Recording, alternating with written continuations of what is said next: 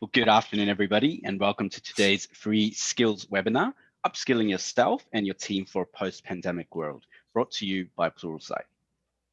Now, everyone knows that upskilling is important and that learning the technologies of the future is essential. Most people have at least a vague idea of how to upskill and which technologies seem to be increasing in popularity based on their own experience.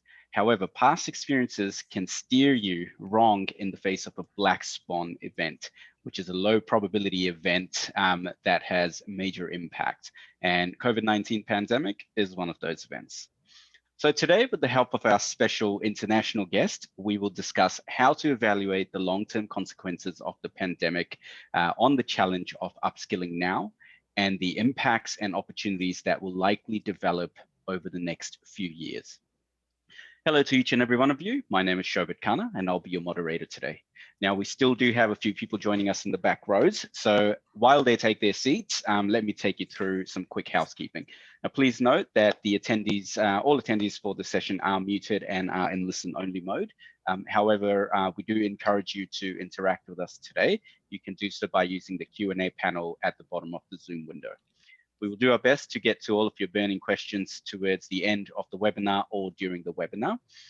Also, we would love to get feedback from you, so please do pay attention to the exit survey as it comes to you separately after the webinar is finished. Now that we've all settled in and the housekeeping's out of the way, let me introduce you to our special guest for this afternoon, Dan Appleman. Dan is a well-known author, software developer, and speaker. Currently, he is the CTO of Full Circle Insights. He is the author of numerous books, ebooks, and online courses on various topics, and his latest book is called Advanced Apex Programming. So without further ado, I would like to hand it over to Dan, who is joining us during his evening from the US. Welcome, Dan. Thank you. How are you all doing? How are you doing? I can't hear everybody else, but I can hear you. So, all hunky-dory. All right. Let's get started. I apologize for the green screen. We had a sudden internet snafu, so I switched locations, and this is what I have. But I think you'll find it, I hope you'll find it a very interesting subject because it's one that truly fascinates me. Before I start, I was thinking, and it occurred to me that I'm speaking to folks that are in Australia and New Zealand. And there's a tendency, I think, sometimes for a US author to be a little US centric. And when we're talking about the COVID-19, the pandemic, and the response to it, those of you who are in New Zealand in particular, but I think even in Australia, have perhaps had the benefit of, competent government, people, a population that takes things seriously, maybe wears masks and so on. So perhaps you have not personally felt the full impact of the pandemic in the way that we have here. And I know for myself, it's been fairly epic. For example, I typically drive just in ordinary driving, errands, work, and so on. I generally drive 10 to 12,000 miles a year. I have put 1 tank of gas in my car since March, less than 300 miles. And this is not atypical. So there has been a widespread impact. And even if you yourself, even if for you, discussing COVID-19 is a little bit of an academic exercise for which you should be grateful, it's going to impact the rest of the world. And some of those impacts will ultimately be felt everywhere. And this is not bad things. Good things are going to impact the entire world as a consequence of this. So that's sort of the caveat.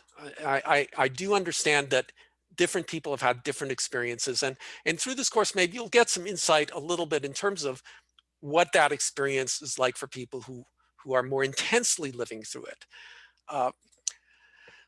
We're going to talk, since we're talking about the future, we're talking about the consequences of a disruptive event on the world.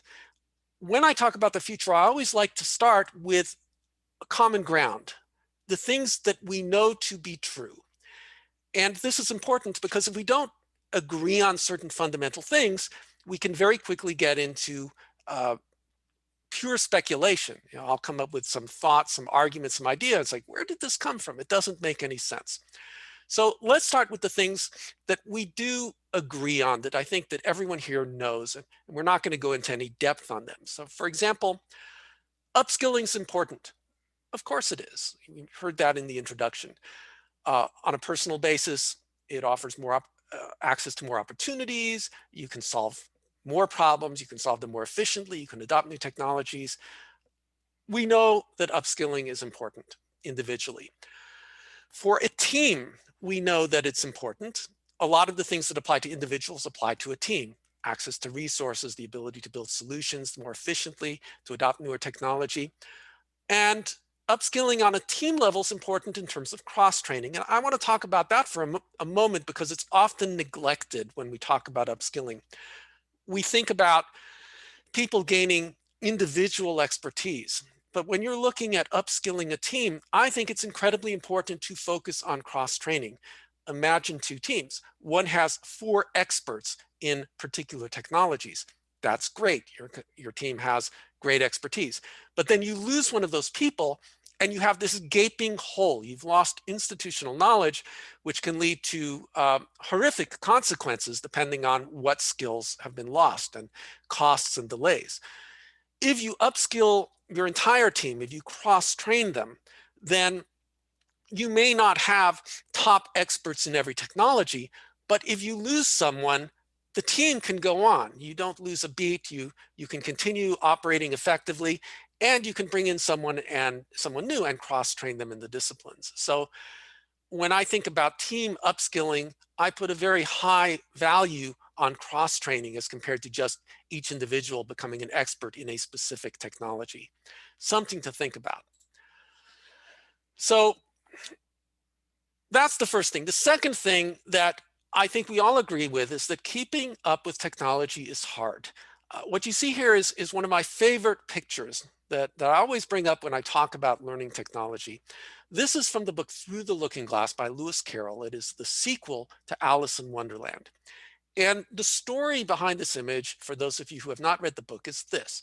Alice and the Red Queen are standing on a hill, and all of a sudden the Red Queen grabs Alice's hand and starts running as fast as possible. And they're running and they're running and they're running. They're out of breath. They're exhausted. Finally, they stop. Alice is breathing heavily and she looks around and she says, "We're on the same hill.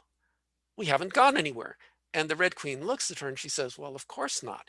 You have to run as fast as you can if you just want to stay where you are. If you want to get anywhere else, you have to run even faster." And that is what it's like to learn technology. It's all we can do to keep up. If you want to make progress, you have to go even faster. And the challenge with learning technology is not learning the new things. It sounds like it is, but it's really not. We like the new things. We love learning the new things. That's not the stressor. The challenge of learning technology is that the old things become valueless and obsolete. So we're in this constant race to not become obsolete ourselves. And this is a stress that we rarely talk about. And when I was very heavy in the conference circuit and, 10, 20 years ago, I'd travel around the world speaking, I'd always try to sneak in a course, a session on learning technology and dealing with keeping up with technology. And they were hugely popular because I think a lot of the attendees were really happy to have someone up there who is a technologist and an author and so on saying, "Hey, this is hard. This is stressful."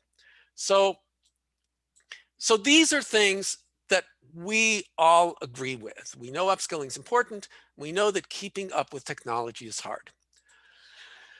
Next are the things that we think we know. These are things that based on our long experience, based on our knowledge, our understanding of the world, are things that we believe to be true that maybe are not.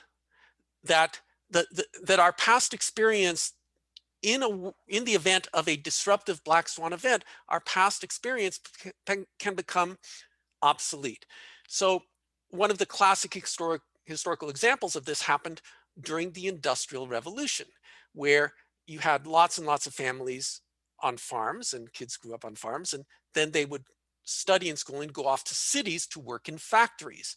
And the parental advice suddenly became worthless because all of the things and experiences you knew from growing up on a farm don't necessarily apply when you're working in a factory in the city. And we see this in subtle ways even now. Any of you who are raising kids, it's important to always be a little bit skeptical of your past experience, because the world is not what it was when we were growing up. Things are changing very quickly, and they're changing even more quickly now. I think a lot of parents in the United States who are teaching their kids at home are running into this as well. Your experience in school, your experience as a child getting educated, doesn't necessarily work in a virtual world, in a virtual classroom, as so many of our students are in right now. So for the purposes of this session, we're going to take a look at two areas. One, what skills to learn, what assumptions about how to choose the skills we learn may not apply, and what has changed that might cause us to be looking at a new set of skills. And second, how best to learn them. The way we learn, and I sort of refer to this in terms of kids in virtual classrooms, but the best way to learn, the best way to gain skill, has that been disrupted by the pandemic? So 2020 came along, and we are experiencing this, and it's an interesting phenomenon. When we talk about it being disruptive, we look at it and say, yes, it's temporary, right? I mean, yes, it's hard and so on, but it's going to go away. The vaccine's going to be here. A year total will be maybe the time span where this is a really big deal. But even though there's a temptation to measure the magnitude of this pandemic by infection rate and lives lost, in terms of the impact on the world, that's not where the impact is. The impact is coming from the fact that it has been so widespread. It has changed the lives and impacted the lives and the daily routines of hundreds of millions of people. And I'm going to talk a little bit about that kind of impact, but it's been incredibly broad, and that makes it a sort of an unusual disruptive event, because usually a natural disaster impacts people in a town or a city, and sometimes things impact people in a country, but this has impacted individuals almost everywhere. So that's what truly makes this a black swan disruptive event, and one that's going to be impactful for many years. So when we talk about speculating on what those impacts will be and how the future might be changed, I always have two main rules. And again, I do this. I have a course on the future of technology careers where I talk about this as well. And the two rules for predicting the future are as follows. First, it's economics that drives the future. And there's a temptation, we being technologists, there's a temptation to think, oh, technology drives the future. But that's not true. If technology drove the future, we'd all be watching 3D televisions. And at least here, we're not, right? It's a great technology, but nobody bought it. Nobody's using it. Take, for example, music streaming. This is another great example. Did music streaming kill the iTunes and so on, did it kill Tower Records and the record store? No. Music streaming changed the economics. It's the economics killed Tower Records. Music streaming made it possible for individuals to purchase individual songs at low cost with instant gratification. That's economics, right? It's the same music. The music wasn't better. In fact, arguably it was worse, right? All compressed. But the economics of it were compelling, and all that money moved from Tower Records to Apple, iTunes, and other online distribution channels. So when we think about technology changing the future, we're always focused on the economics, over the technology. Second, knowing something is possible is most of the journey. And as technologists, we know this, right? If you're solving a technological problem, your real effort is figuring out, can this framework do something? Is it possible? Once you know something's possible, figuring out how is pretty easy. You know, look up in the reference guide, look into tutorials, you know, Google, look for Stack Exchange. Finding out how to do something once you know it's possible is pretty easy. There's a quote somewhere, I can't even remember who it was, who said that to ask a question, you already have to know 90% of the answer. And I believe that is true. So knowing something is possible is most of the journey has two corollaries. First, if something is possible, people will do it. Not everyone, not all the time, but some people will do it. And if it works for them, especially if the economics works for them, people will see them doing it and they'll do it too. So that's an important corollary, because it means that if there is a consequence to the pandemic that affects, say, 10% of the population, people say, well, it only affects 10% of the population. But 10% of the population is a really big deal, because they're tip of the iceberg. They're the ones who can potentially start the trend. And 10% of the population is itself enough to have a significant economic impact. And corollary number two, and this is the really big one, is the change brought about by learning is permanent. And this is the great fallacy of everyone who says that we're going to have vaccines and everything's going to go back to normal. That is wrong. And the reason it's wrong is because even if COVID-19 vanished today completely, all of the things that people have learned and experienced will remain with them. The knowledge is permanent, and the knowledge and the skills drive permanent change. So there will be a new normal, and that's the reason why. So let's take a look at some examples of this that sort of prove the point. Haircuts. So I don't know. I mean, I don't know if you think my hair is nice or bad, but you know, I'm tolerably well groomed for a software developer, I hope. I haven't been to a barber since March, right? So what's the secret? I learned how to give myself a haircut. I got a electric razor for the back, and I got scissors, and it cost me 3 stitches on this finger as I slipped once, but I learned. And now there's an interesting question. Well, am I actually going to go back to spending, you know, $200, $300 a year on haircuts? Maybe I won't. You know, this isn't too hard. Every 3 weeks or so, I lay out a sheet and I grab my scissors and stand in front of a mirror and I do this. Okay. Cooking, right? I'm a volunteer for a youth group that teaches leadership skills. And as a result, I've gotten a window in terms of how the pandemic has been impacting teenagers. And one of the things I've noticed is that they all have learned how to cook.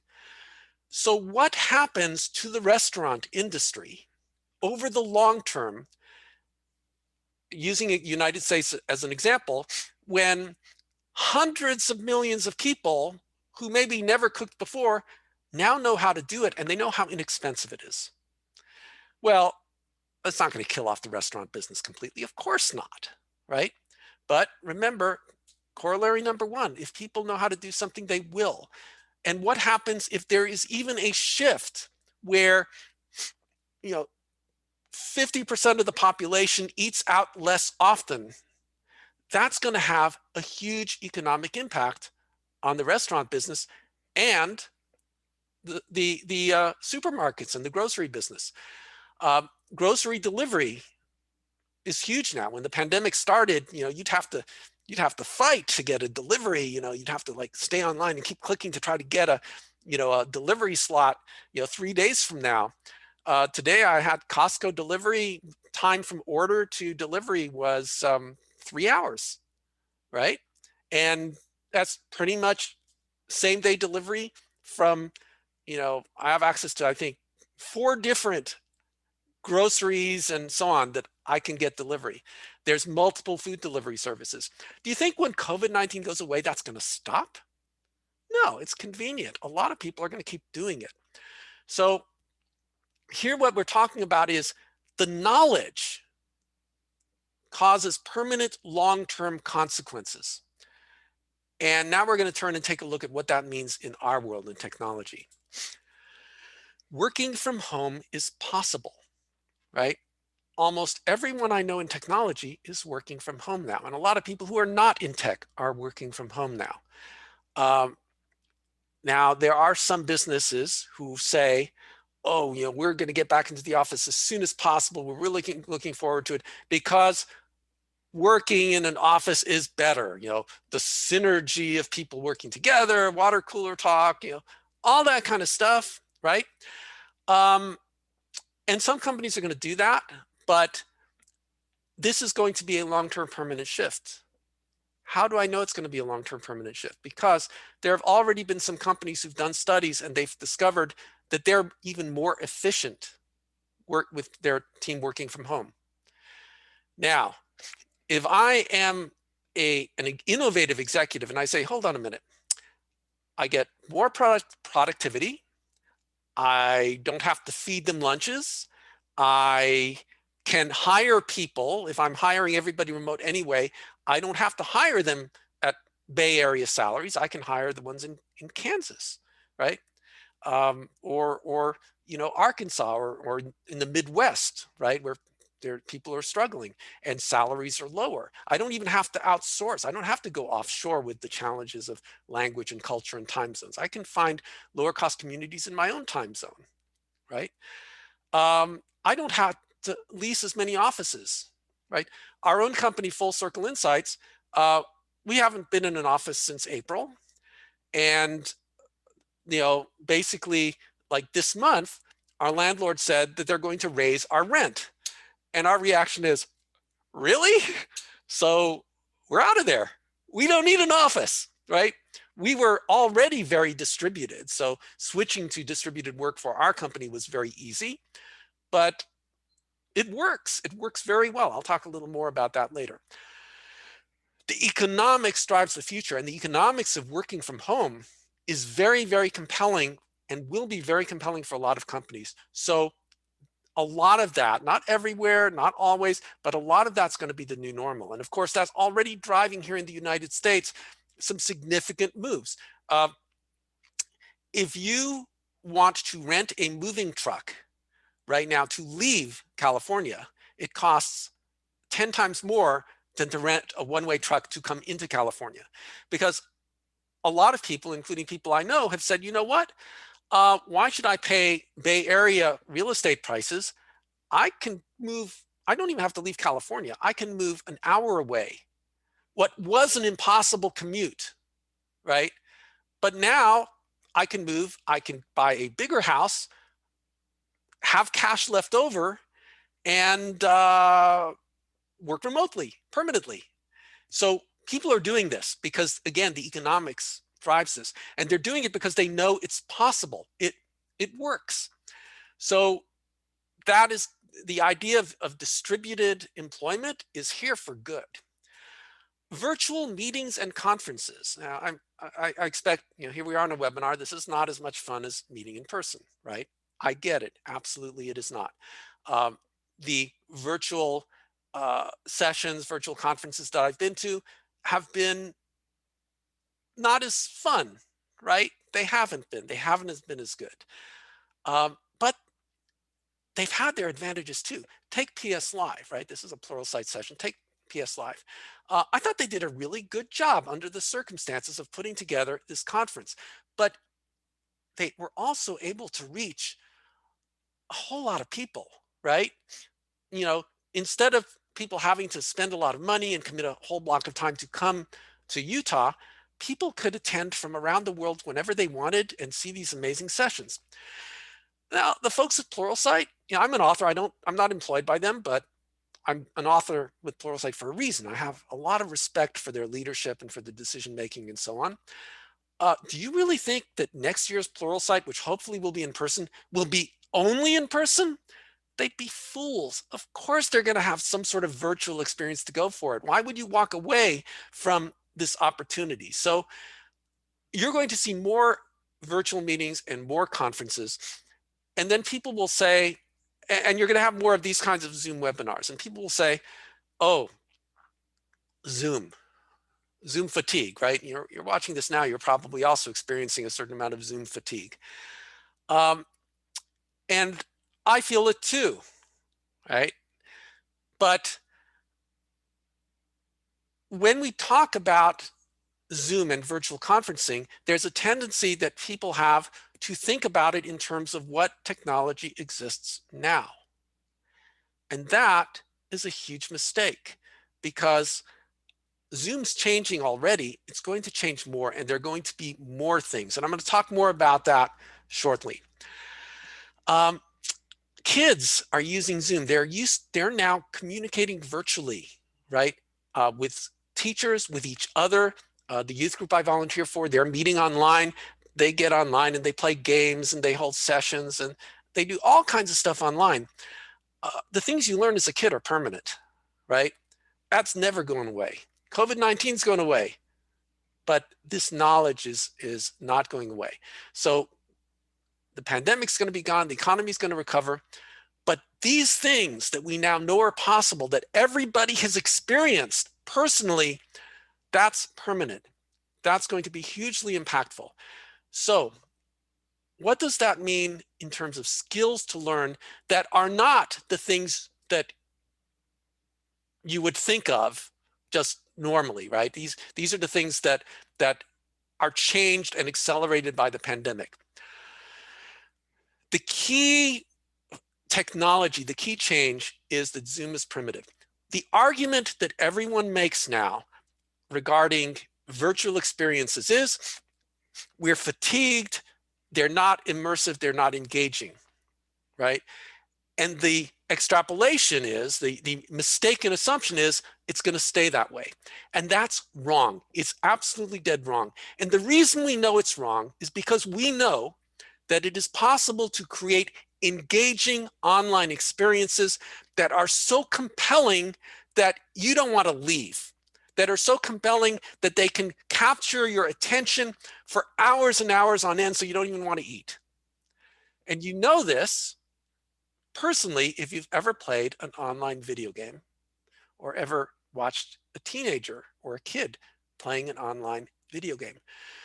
Today's games, and if you have not played a modern, it doesn't even have to be online, it can be any real modern immersive video game. If you've not played one, take a break, you have holidays coming up, get yourself one of these games, like get a Final Fantasy or a Borderlands, or whatever suits your need, and play one of these games, and you will discover that it is absolutely possible to create engaging, deeply immersive online experiences. All we haven't done is brought them to the business and technology world. The technology exists. So imagine, if you will, the conference of the future and the near future, where you get in it. It doesn't even have to be virtual reality, though it could be. That's going to happen soon. But even if it's not virtual reality, and you are walking and guiding your avatar through a virtual hall, and you see people, and you walk by people, and they're tagged so you can see who they are, and you can click on them, and you can engage in a chat or very quickly talk to them, right? And you can overhear sounds of people talking nearby, and you go up to a booth, right? And instead of a real world experience where it's crowded and it's hot and there's a crowd of people talking to the person at the booth, you walk up to the booth and you have instant access to a non-player character, right? A very smart AI who wants to talk about that product and will show you a demo and all of that kind of stuff, right? Just like you're playing a game, except now you're engaging in technology and you're learning about technology and so on. And when you're done with that, you walk away and you walk down the hall, and there are things going on that you can see and you can walk up to. Video games today do this, right? That's what it's like to play one of the video games. Things are going on. You walk through a village, there are people, there are things happening. You can go over, you can ask questions, you can engage. Um, we have the technology to do this, right? It just hasn't been deployed yet into this world. So what does this mean? It means that soon, what is soon? A few years, a decade, soon, your company to be able to play in this, in the modern world will actually need to be able to do these things. You're going to need to be able to create a virtual conference booth, because if you want to exhibit at a conference, the conference organizer will say, yes, yes, you can show here up here on a table, but you're only going to be talking to the people who show up at the conference. But hey, if you build an experience for our virtual conference room, you will have exposure to another 20 or 30,000 people, right? You really want to do that. So there is going to be an explosion in these kinds of technologies, virtual technologies, graphics, any sort of AI, NPC technology. So those of you who are thinking out, what should I learn?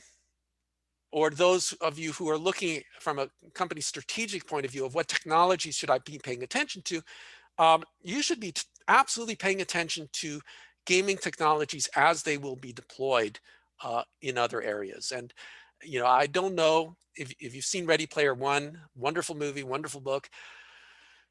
I don't know that we're going to be there in 10 years, but we are going to get there. And the pandemic is the accelerator. It's a huge accelerator. Remember rule number 2, right? We're in tech. If something's possible, some people are going to do it. And the technology to get close to this, it's happening very quickly. And a lot of the technology is already there. So beyond tech skills, there are soft skills. And this is something that I care about deeply. Most of my courses on Pluralsight are actually what people would call soft skills courses, things like leadership and management and learning technology and building trust on a team and those kinds of sessions, those kinds of subjects. Translating soft skills into the virtual world is still something that's relatively new. Most businesses and teams know how to deal with a few remote employees. And there's a lot of institutional knowledge and a lot of world knowledge on how to deal with remote teams, right? So, say if you're doing outsourcing or so on, where the entire team is in one location and you're dealing with that. But truly distributed teams where everybody is distributed is something that I think we're all sort of figuring out. How do you manage virtual teams? And how do you build and manage a virtual culture? So let me give you an example in terms of our own company. We practice agile, sort of an agile, who knows what pure agile is anyway. And we have daily stand-ups. And before the pandemic, our daily stand-up was pretty close to a traditional daily stand-up. We talk for about 10, 15 minutes. People would say what they're up to very quickly, maybe a couple parking lot issues and on and so on. These days, our stand-ups run about an hour. And that might say, that's a long time for a stand-up. It's not agile at all. And that's true, except the first 15 minutes or so are chatting. How are you doing? Oh, let's see the new dog. Oh, I'm struggling with the kids. Oh, we're just being friends, being friendly, right? We're just hanging out. And it's awesome. It's really, really nice. It's brought us closer together as a team because we are part of each other's lives now in a way that maybe we weren't as much before. And then we have sort of the typical stand-up, and then the parking lot has turned into working sessions where we, somebody has a problem and we all sort of pull together, each of us, looking at the source code or looking or doing research and so on, and pulling together to solve the problem together or come up with suggestions on how to proceed. And what we've discovered is that by working together like that virtually, each one of us being able to, engage both on Zoom, but also have all of the resources of looking at, the source control and whatever technology we need, we've been able to solve some really tough problems incredibly quickly. And And it's been a joy. It's been a joy. I mean, we had a scalability issue on one of our services, and you know, when we finally figured it out, every single person on the team had contributed at least one worthwhile idea that had accelerated the solution. And we were just sort of in awe that, yeah, it was sad that we had to deal with that problem. It was frustrating and so on, that we had this bug that we had to detect and solve. But there was so much fun and joy and satisfaction in the way we worked as a team that I don't think that's going to change ever, right? We have found a really great working culture uh, that has been productive and efficient. That hour a day is maybe the best hour we spend every single day before we all go off to work on our individual projects. Working from home is another thing. Right? When the pandemic started, people were saying, I don't know how to work from home. It's horrible. It's not as good as the office and so on. Well, you know what? I wrote this series of articles on LinkedIn that basically said, yes, it is, but most of the reason, or much of the reason, is because you don't know how to do it yet. And once you learn how to do it, you discover it's not, the office isn't really that much better. It's just the office, the issues, the distractions that happen in an office, you're used to them. You know how to deal with them. So again, we adapt and we learn. So this is about skills. How do you learn those skills? What are the assumptions we have in terms of deciding how to learn skills? Well, frequently we think about it as, oh, I'm going to get information and knowledge and learn how to apply it. And that's sort of as far as we get. You know, I'll take a class, I'll watch a Pluralsight course and so on. And remember, keeping up with technology is hard. So anything you can do to learn more efficiently is a good thing. And I've spent a lot of time, and you'll find in my work on Pluralsight, a lot of attention paid to thinking about how to learn efficiently. In one of my courses, I say, this course is an hour and a half. If all it does is help you to save, a few hours of time learning, because now you know how to learn better, then it will have paid for itself, right? It will have been worth your investment. And that's how I look at learning. Taking a little bit of time to learn how to learn efficiently, to learn how to think about learning, pays for itself many, many times over. So here's how I look at learning, and this is what I present in my course, Learning Technology in the Information Age. I'm going to go over this quickly and then show you how the pandemic may have impacted it. So first, what is it that a school does, right? Because a school is more than just lectures and degrees. One thing a school does is fundamentals, learning the foundations of your craft, core skills that are not specific to one technology. Then there's information. Information has to do with specific information about a specific technology. Skills are knowing how to apply the fundamentals and information to accomplish tasks. Curation is a really big deal. What schools historically have done is not just say, here's a bunch of information, but say, here are the things you need to learn, and here's the order in which you should learn them, because if you learn them in that order, you will be able to learn more efficiently, because we're going to build on concepts from one to the next, make the learning easier. Support is a big deal, whether it's study groups or a teacher who can answer questions, or even final exams. Exams are a form of support because they give you a deadline. If you're a person who's prone to procrastination, then you know that those exam deadlines were a form of support to get you to actually get the work done. Certification, that is somebody attesting to the fact that, yes, you know something or you have a particular skill. And I'm not going to talk about expertise at all here. That you can look up in the course. It's its own thing. So let's look at how things may have changed. Fundamentals, that's still school, right? Get a computer science degree or so on. It's evolved more into, online schools and online courses. You're starting to see more of that. In the Pluralsight library, I would say most of the courses are informational, specific to a technology, but there are an increasing number of courses that really go to fundamental concepts. And I think you're going to see more of that as it becomes, more challenging to take the time out or find the financial resources to go to schools. Information, historically schools and books, but they tend to have a hard time keeping up. Internet is where you have a lot of information available, though it can have its own challenges in terms of how you find that. I talk about that in the course. Conferences, one of their big value propositions is here's the latest and greatest information by someone who is actually working on the technology, leading edge stuff. Online courses, because they produce a little quicker than books, are also common, and virtual conferences are areas where one can go to get up-to-date and authoritative information. So I think you're going to see more virtual conferences. It is so much easier, quicker, and cheaper to put on a virtual conference than a real in-person one that I think you're going to see a lot more of them. Learning skills. Initially, school would teach skills work. We used to joke on the job that new hires actually don't know how to do anything. You have to teach them how to actually do stuff. All they have is academic knowledge. Private technology. What I mean by private technology is this.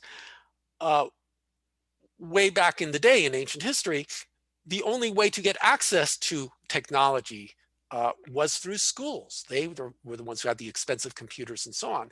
But today, certainly in software, the access to technology it's all free or incredibly inexpensive.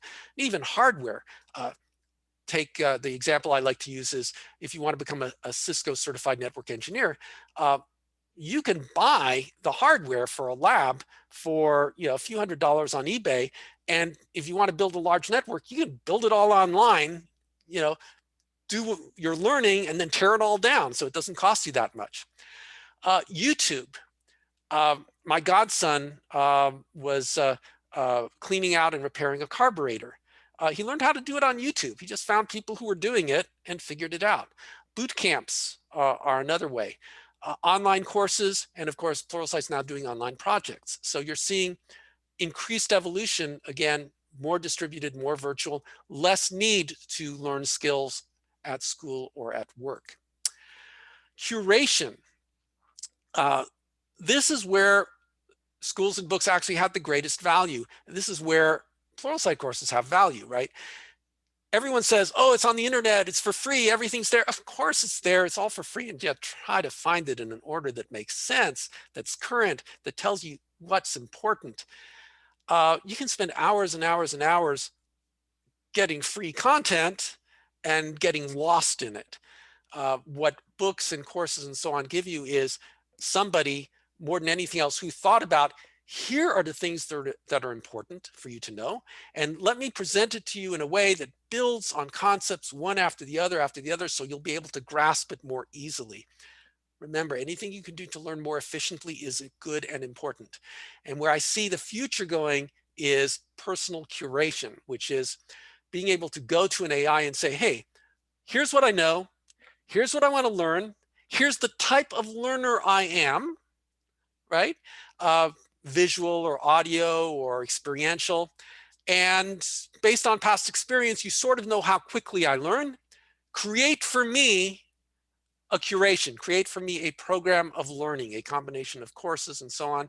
And will Pluralsight have that a decade from now?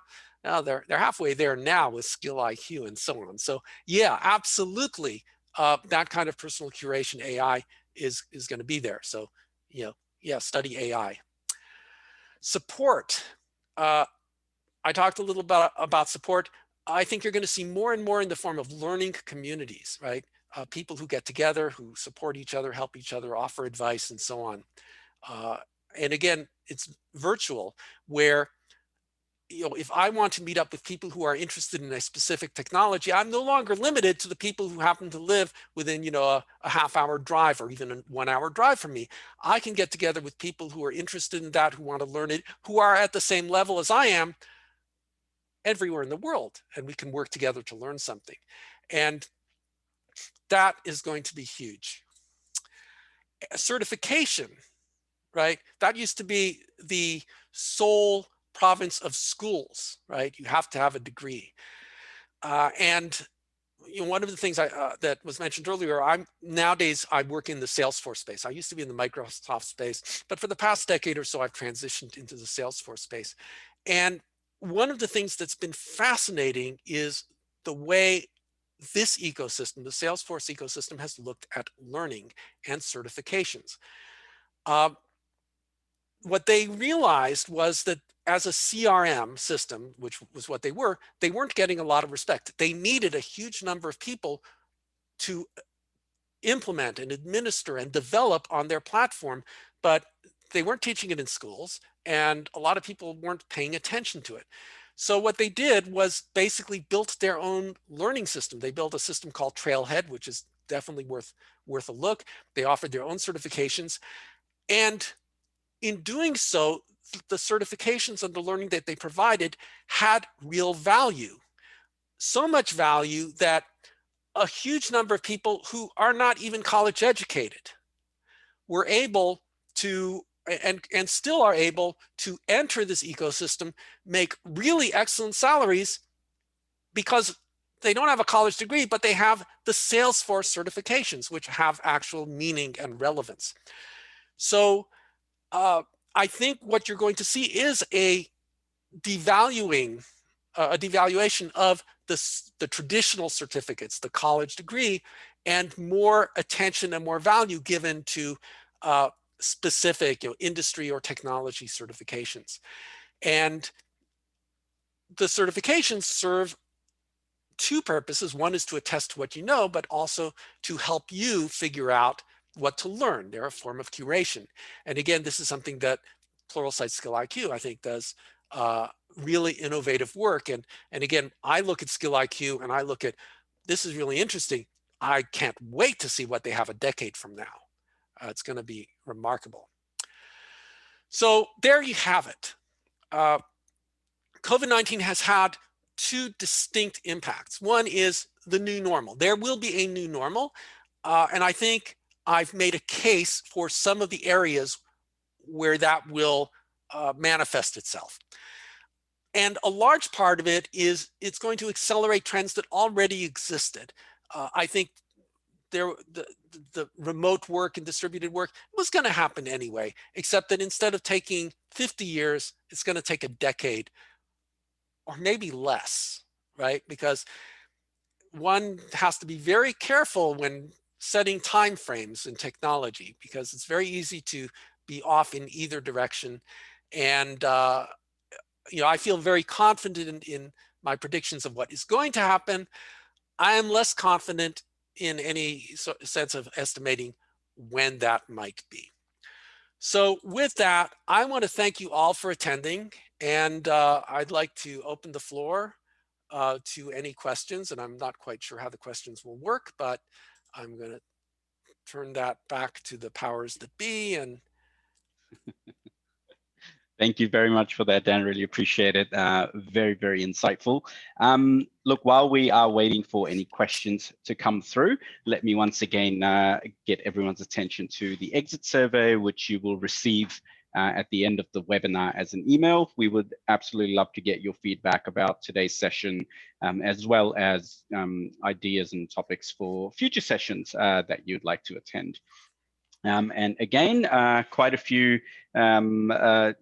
future trends mentioned by Dan as well. And if you're keen to try and understand on how to really get started and how perhaps Pluralsight can help you and your organization and your team, feel free to visit pluralsight.com, or you can get in touch with myself directly as well.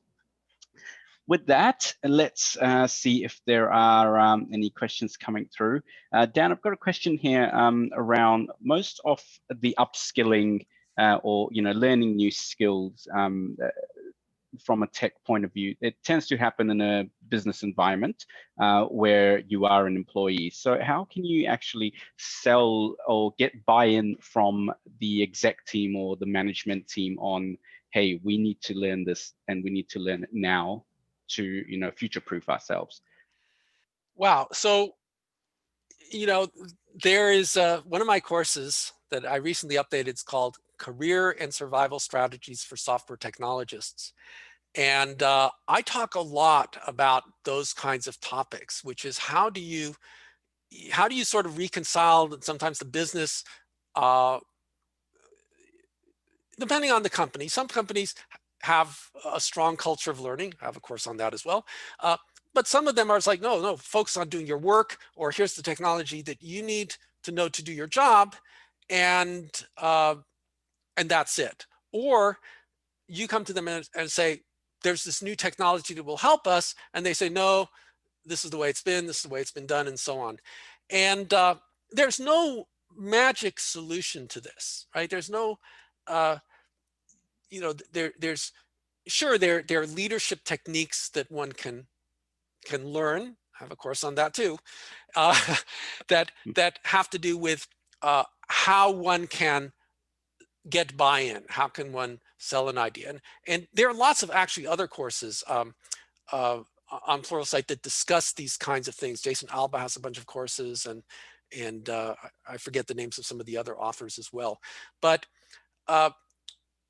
you don't have to have a title to be a leader, right? You can plant seeds of ideas. You can gain allies to promoting an idea of a technology or so on, to get a company to adopt something that has legitimate economic value, right? And when presenting the economic value, it's important to think beyond just the technology itself, to remember that there is more to choosing a technology than, oh, it's a cool technology, or even I can code faster. If I look at a framework, and I'm C2 at our company, so I always think about the economics. Probably that's what defines a CTO, is you're thinking about the economics of technology. And someone says, oh, here's a cool graphics library, I can do this cool thing faster. And my reaction is, okay, are there any license restrictions to it? Who supports it? How long is it going to be around? Are there security issues? Will we be able to maintain it? If you leave, will I be able to train someone else up on it quickly? Or is this a really strong skill set that I really need to cross-train people on? So sometimes there are good reasons to stay with tried and true, because you have a large number of people who are trained on it. You have sort of a breadth of talent. So if you lose somebody, you're okay. Those decisions are, choosing a technology is far more than just a technological decision. So it's a fancy way of saying that even if you think it's the right technology, once you step back and see the bigger picture, it actually may not be, depending on the case. But in terms of things you want to learn in terms of your own skills and talents, at a certain point, it comes down to either I'm going to learn it on my own, or I'm going to switch to another company or another team where they'll let me learn what I want to learn. Fantastic. And I think to build upon from that, or to follow up rather with another question here, given the restrictions in resources, whether it's from a company's perspective towards employees, or whether it's from your own pocket, and given the number of hours in the day, would you recommend, or what would be your suggestion in terms of whether I should upskill on the skills that I have, or look at cross-skilling and learning something brand new to help safeguard my career? Yeah. And that could be with your company now, or to the wider industry. Yeah. I'm going to give you a self-serving answer, but it's a true answer, which is that these are really, really great questions. And it's really great that you're thinking about that.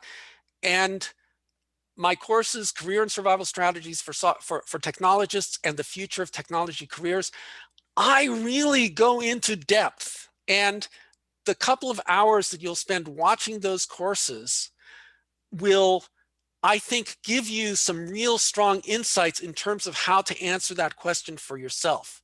And that's really important, because we're all in a different situation. So when I have a course, The Future of Technology Careers, I'm not there telling you, here's the technology you should learn. That course is about learning how to think about technology, about black swan events, about economics, about the world influences that impact technologies. so that you can figure it out for yourself. And let me give you an example of a concept that is an example of that, not necessarily from the course, but from my own life. I moved into the Salesforce ecosystem about 10 years ago, and the reaction of people in my world, other developers, was, Dan, Salesforce, are you crazy? You're a real developer. I mean, I was a Microsoft MVP, right? I mean, I wrote books on Microsoft technologies. I spoke at TechEd and VS Connections. I mean, yeah, I was a Microsoft guy, and suddenly I'm doing Salesforce. People are saying, are you crazy? What's wrong with you? Well, let me tell you something. I published a book, Advanced Apex Programming. I could have written the book on VB.NET or C#. I had written books on VB.NET. And if I had written the book on C#, mine would be one of, 50 books on C#, right? I wrote a book on advanced Apex technology, Apex being the language of Salesforce. And for a number of years, mine was the only book on Apex technology. Man, I made out so well, right? Supply and demand, right? Yeah, .NET's popular. Yeah, C#'s popular among developers. But I'll tell you something. The serious developers, the computer science who went into the Salesforce world, man, we're making bank because there just aren't enough of us and the demand is huge. So one of the things I talk about when you assess a technology, don't just look at what's popular among developers and your peers. Look at what's popular among companies. What are they using? What are they deploying? You know what? Right now, if someone came to me and said, Dan, I'm thinking of really diving into COBOL, I'd say, you better find a good bank, somebody who can handle lots of money, right? Because right now, during the pandemic here, I read stories. They were changing the laws like overnight on who could get unemployment insurance. And the states were putting out emergency calls anywhere. Does anybody know COBOL? Because we need someone to program this software that hasn't been touched in decades. So that's what I teach in my courses is I really try to go into giving you the tools to answer those kinds of questions for yourself, because those are the existential questions about our careers and how to build a technology career. That's awesome. Thank you very much, Dan. Looks like we're approaching the top of the hour. We don't have any more influx of questions. So let's call it there. I would like to obviously say thank you to Dan for joining us. It's your evening time, and I know it's Thanksgiving week as well. So we really do appreciate having you here. It's been a pleasure. Thank you so much. Thank you for inviting me. This was a lot of fun. and you know what? I didn't mention this. I've never been to New Zealand. I would love to visit New Zealand. I've been to Australia several times. It is one of my favorite countries in the entire world. And I really do hope that I will be able to get there again. We do well down here, Dan. Yes, you do. Yes, you do, really. Yes. Thank you so much. And obviously, thanks to all of you for attending and taking the time out during lunch. We really do appreciate it. And keep a lookout for the recording of this webinar to hit your inbox over the next few days. Thank you once again, and we look forward to having you at the next one. Take care. Bye-bye.